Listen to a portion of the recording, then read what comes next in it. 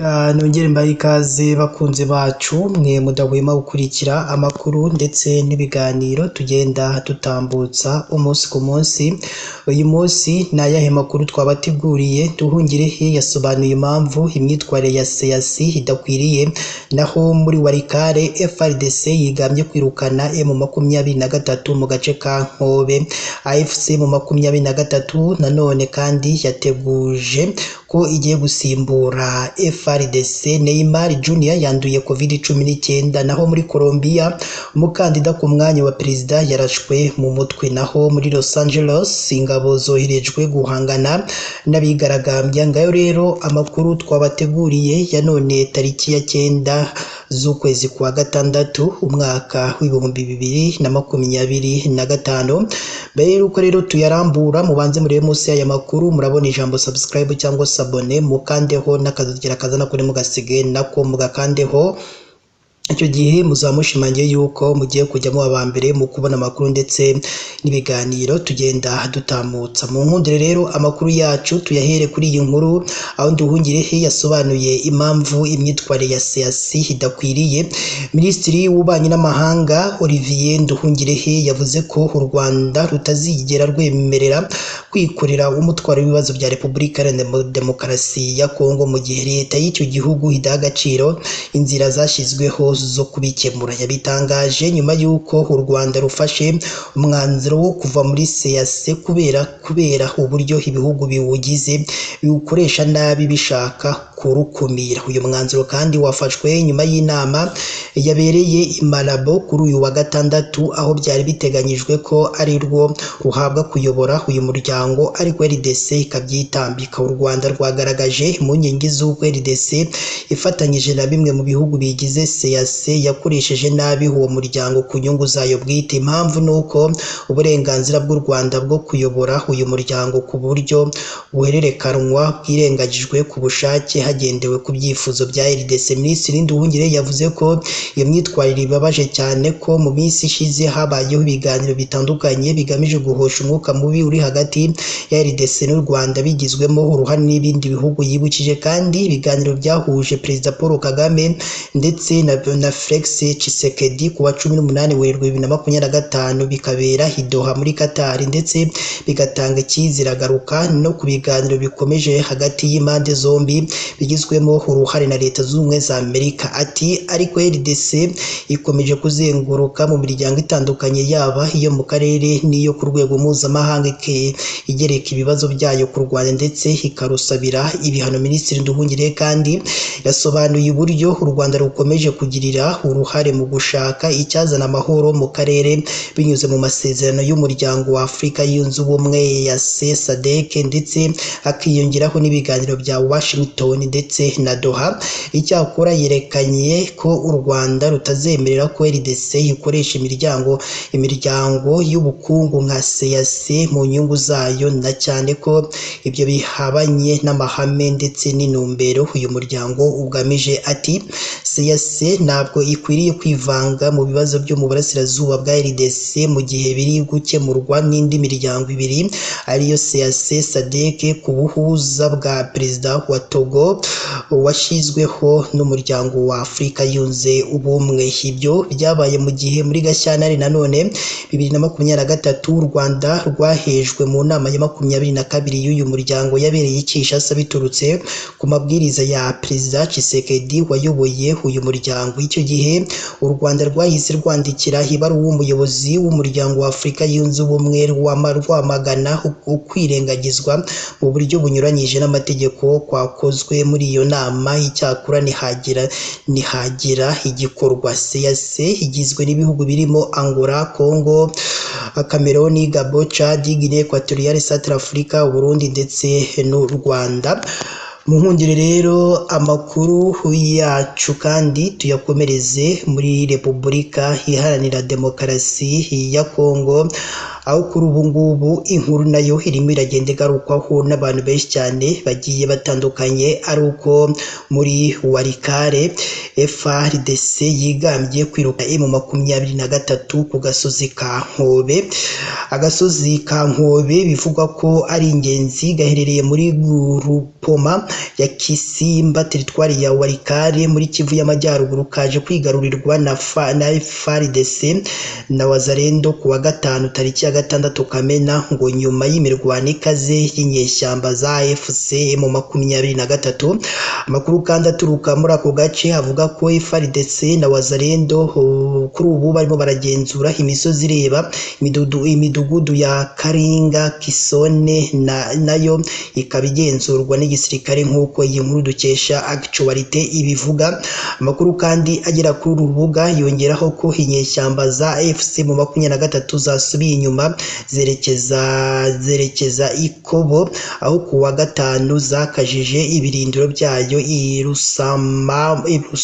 Rusamambu na Bukumbirwa mu rwego rwo kwitegura ibitero bishobora kugabwa ku ngabo za leta. Amakuru aturuka mu buyobozi mu murenge wa Waninga wa Walikale aburira ko inyeshyamba zikuye kugerageza kugota umujyi wa Pinga bagahamagarira igisirikare kongera ingufu muri ako karere kugira ngo barwanye iterambere rya AFC mu 23. Iyi mirwano mishya umubare w'abantu bayigwamo ukomeje kutamenyekana, biravugwa ko yimuye abandi babarirwa muri magana babayeho mu buryo bubi cyane muri iki gihe. Amakuru yacu kandi tuyakomereze nanone muri Repubulika Iharanira Demokarasi ya Kongo aho AFC mu 23 yiteguye gusimbura FARDC. Ati byagenze gute? Mu gihe ibibazo by'umutekano bikomeje gukaza umurego mu burasirazuba bwa Repubulika Iharanira Demokarasi ya Kongo, RDC ihuriro Alliance Fleuve Congo AFC ririmo M23 ndetse na Twirwaneho ryatangaje ko ryiteguye gusimbura igisirikare cya leta ya Kongo cyamaze gusenyuka burundu nk'uko byemejwe n'umuhuzabikorwa waryo Colonel Nanga mu kiganiro yagiranye n'umushakashatsi w'umubirigi Alex. Colonel Nanga wahoze ayobora komisiyo y'amatora muri RDC yavuze ko igisirikare cya Kongo Force Armée de la République Démocratique du Congo FARDC cyamaze gusenyuka ku buryo budasubirwaho. Mu magambo ataziguye Nanga yagize ati igisirikare cyamaze gusenyuka, umutima w'icyo gisirikare uri kugenda ukomera. Igisirikare cy'umwuga kizi gukora intambara nkeya, umugaba mukuru wacyo akanaba umuyobozi wacyo General Sultan Makenga. Iki nicyo gisirikare cyo mu minsi ya vuba cya Repubulika Iharanira Demokarasi ya Kongo. Nanga kandi yavuze ko AFC mu 23 iriho kubera abanyekongo kandi ko ariyo mizero yabo mashya mu guhangana n'ibibazo bikomeje byugarije igihugu birimo ubutegetsi bw'igitutu, ubwicanyi no guhonyora uburenganzira bwa muntu. Ritangazo kandi ry'uyu munyapolitike rikomeje gutera impaka ndende mu banyapolitike n'impuguke mu by'umutekano. Kugaragaza AFC nk'igice cy'igisirikare gishya cya RDC ni ikimenyetso cy'ihinduka rikomeye ry'imitekerereze no kwiyemeza gufata ubuyobozi bushya mu buryo bw'umutwe w'ingabo usanzwe urwana. Nubwo leta ya Kinshasa ikomeje gushinja AFC mu 23 gukorana n'u Rwanda no guhungabanya ubusugire bw'ibihugu, Nanga yemeza ko AFC itagamije guteza intambara ahubwo iri mu rugamba rwo kugarura amahoro ashingiye ku kuri, uburenganzira n'umutekano w'abaturage. Nanga kandi yemeje ko AFC izashyira imbere umutekano w'abaturage b'abasivile by'umwihariko mu duce twibasiwe n'ubwicanyi bw'inkoramaraso. Yagize ati abaturage bararira buri munsi kubera ubugizi bwa nabi, gufatwa ku ngufu no gusahurwa. AFC izahagarika ibyo byose kandi izahesha abanyekongo agaciro n'umutekano wabo. Ritangazo kandi rije mu gihe ibikorwa bya gisirikare bya AFC mu 23 bikomeje kwaguka mu ntara ya Kivu y'Amajyaruguru aho iri huriro rigenzura imijyi n'imihanda ifatiye runini ubukungu bwa RDC. Reka rero tunyarukire kuri iyi nkuru nanone aho Neymar Junior yanduye COVID-19. Neymar Junior ukina Santos FC y'iwabo muri Brazil yanduye COVID-19 19 nk'uko iyi kipe yabitangarije itangazamakuru. Mu itangazo yashyize hanze, iyi kipe yavuze ko uyu rutahizamu wayo yanduye COVID-19 ndetse ko yatangiye kugaragaza ibimenyetso kuva ku wa 4 tariki ya 5 Kamena 2025. Biteganyijwe ko Neymar azongera gupimwa ku wa mbere tariki ya 9 Kamena 2025. Icyorezo cya COVID-19 cyateye isi kuva mu mpera za 2019 giturutse mu Bushinwa cyaje gukwira ku isi yose ndetse kirayishegesha bikomeye kugeza muri 2021. Kugeza ubu ubwoko bushya bw'iyi virusi bwiswe NB181 bubarirwa ku rugero rwa 10% by'ubwandu bwose ku isi kandi bwamaze kuboneka muri Irlande y'Amajyaruguru. OMS kandi ivuga ko COVID-19 ikomeje kwihinduranya guhera muri Mutarama na Gicurasi. Ubwoko buriho muri iki gihe bivugwa ko aribwo bwihuta cyane mu gusakara mu bantu vuba. Kuva muri Mutarama 2025 ubwoko bwa Omicron bwakwirakwiye mu turere twinshi twa Leta Zunze Ubumwe za Amerika, muri Australia, Thailand kandi nibwo bwoko buri ku isonga mu Bushinwa no muri Hong Kong. Naho muri Los Angeles ingabo zoherejwe guhangana n'abigaragambya. Perezida Donald Trump yohereje ingabo 2,000 mu mujyi wa Los Angeles ahamaze iminsi imyigaragambyo y'abaturage bamagana ifatwa n'itabwa muri yombi ry'abimukira badafite ibyangombwa. Ni imyigaragambyo yakajije umurego ku wa 5 no ku wa 6 aho abaturage bamagana uburyo igikorwa cyo gufata no gufunga abimukira badafite ibyangombwa kiri gukorwamo, bagaragaza ko kirengagiza amahame y'uburenganzira bwa muntu. Ku rundi ruhande, bamwe mu bigaragambya bafitanye isano n'abimukira bafashwe aho bari gushyirwa mu bigo byabugenewe mu gihe hashakishwa uburyo basubira mu bihugu bakomotsemo. Abigaragambya kandi bamaganye inzego z'umutekano bakoresheje amabuye ndetse batwika imodoka mu gihe nazo zabamishemo imyuka iryana mu maso. Tumwe mu duce turimo abigaragambya nka Palm dutuyemo abarenga 80% abaturage bafite inkomoko mu bihugu nka Mexique n'ibindi, ari nabo bashinjwa kuzana bene wabo badafite ibyangombwa bakabacumbikira. Guverineri wa California yagiranye ikiganiro cy'iminota 40 na Donald Trump mbere y'uko atangaza ko icyemezo cyo kohereza ingabo mu guhangana n'abigaragambya kitari gikwiriye.